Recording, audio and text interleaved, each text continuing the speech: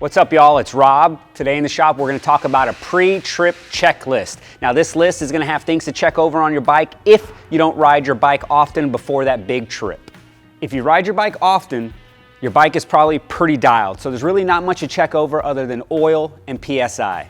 Your bike's been sitting for a couple of months, or you've recently acquired a used bike, you're probably going to want to do a full service on this. Now, we have another video that's in-depth explaining this process.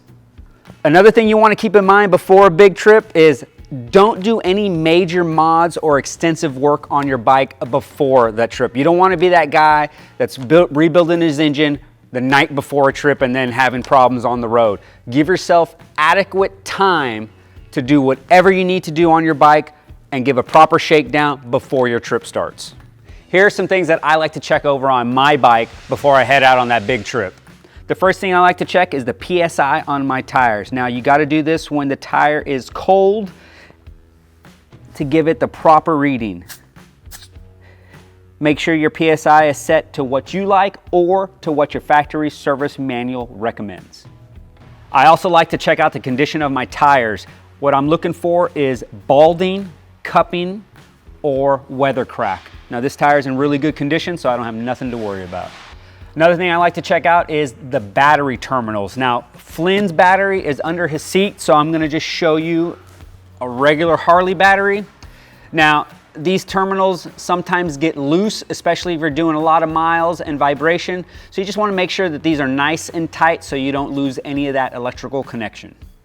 You also wanna check the fluid capacities on your bike before a big trip. Now, you always wanna check your oil level with the engine at operating temperature. Once you've got that engine at operating temperature, you can go ahead and check the oil level. Now, Flynn's bike has an aftermarket bag, so we're gonna have to, there's no dipstick in here, so we have to visually check and make sure it's at the proper oil level, and his is looking good. Flynn's bike is a Sportster, so his tranny and primary share the same oil. Check your factory service manual on how to check the proper level in a Sportster. Now, if you have a big twin, the tranny and the primary have separate oil. Also check the factory service manual on how to check those capacities as well.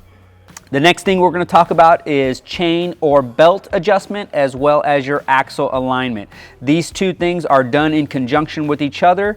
Reference your factory service manual on how to properly adjust your chain or belt and axle.